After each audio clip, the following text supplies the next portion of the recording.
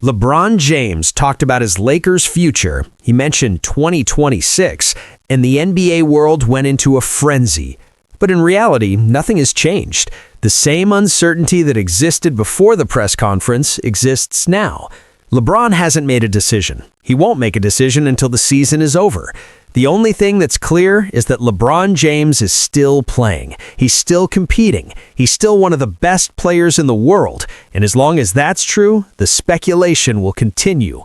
Will LeBron stay with the Lakers, return to Cleveland, or chase one last ring with Steph and Curry? Drop your thoughts in the comments. Let's talk about it. Subscribe for more stories that go beyond the headlines. I know Bron, Perkins said. He's a sentimental guy. He wants the storybook ending. And the storybook ending is Cleveland. But not everyone is convinced. Bill Simmons, the Ringer's founder, has been pushing the Golden State narrative for months. Steph, LeBron, Draymond, and whoever else they can get, Simmons said on his podcast. That's the Avengers-level superteam that would break the internet. And I think that's what LeBron wants. One last superteam. One last run at a ring. The predictions are all over the map, but the only opinion that matters is LeBron's. The next chapter reveals what LeBron has said privately to those closest to him. LeBron James has spent 23 years learning how to navigate the NBA's media ecosystem. He's been the subject of more speculation, more rumors, more hot takes than any athlete in history. He's learned that the only way to survive is to control what he can control and ignore the rest. The mention of 2026 wasn't a hint, it wasn't a promise, it wasn't a threat, it was simply an acknowledgement of reality. "I'm 41 years old," LeBron said in a follow-up interview when pressed for clarification. "I've been in this league for 23 years. I've played more minutes than almost anyone in history. The idea that I'm going to keep playing forever is unrealistic. I know that, my family knows that, the Lakers know that." He paused, his eyes distant. "But I'm not done yet. I still love the game, I still love competing, I still love being in the gym with my guys, and as long as that's true, I'm going to keep playing." When asked directly if he would be a Laker in 2026, LeBron smiled. "We'll see. Ask me in July." For now, that's the only answer anyone is going to get. If he picks it up, he's a Laker for 2026-27. If he declines it, he becomes an unrestricted free agent for the first time since 2018. "He's got all the leverage," one league executive told ESPN. "He can stay, he can leave, he can retire. Whatever he decides, the Lakers have to be ready." Mark Walter, the billionaire owner who purchased the Lakers for a record $10 billion in 2025, has been preparing for both scenarios. The front office has two parallel plans, one with LeBron, one without. If LeBron stays, they'll build around him and Luka, a source familiar with the Lakers' thinking said. That means adding shooters, defensive wings, and veteran leadership. They'll be in win-now mode. If LeBron leaves, they'll pivot to a younger core. Luka becomes the undisputed face. Austin Reeves gets a max deal. They'll have cap space to add complementary pieces. The uncertainty has been a problem all season. Players have wondered about their roles, coaches have struggled to build continuity. The front office has been hesitant to make long-term commitments. LeBron's mention of 2026 didn't clarify anything, but it did confirm that a decision is coming. The speculation is rampant, but what do the people closest to LeBron think he'll do? The next chapter reveals predictions from insiders, analysts, and former teammates. In the days following LeBron's press conference, every NBA analyst, insider, and talking head weighed in with predictions.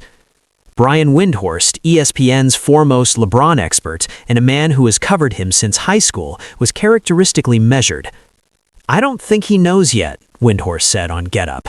"And I don't think he's going to know until the season is over. He's said it before. He wants to see how his body feels. He wants to see how the team performs. He wants to see what opportunities are available." Windhorst pointed to LeBron's own words from All-Star Weekend. "I have no idea. When I know, you guys will know. I don't know. I have no idea. I just want to live. That's all." Shams Charania, the Athletics NBA insider, offered a more definitive take. "The league believes LeBron will play next season. The question is where. Cleveland is the sentimental favorite. Golden State would be the basketball story of the decade, and staying in LA is always on the table. Charania also noted that LeBron's decision will have a ripple effect across the league. Stars like Donovan Mitchell, Jimmy Butler, and Paul George are all monitoring the situation, waiting to see where the dominoes fall. Charles Barkley, never one to hold back, made his own prediction. "He's going to Cleveland," Barkley said on TNT. "I've been saying it for 2 years. He wants to finish where he started. He wants to bring one more championship to Ohio, and he wants to do it with Donovan Mitchell and Evan Mobley." Kendrick Perkins, a former teammate of LeBron's in Cleveland, agreed. The setting was a routine post-game press conference after a Lakers win over the Houston Rockets. LeBron had just put up 27 points, 8 rebounds, and 9 assists.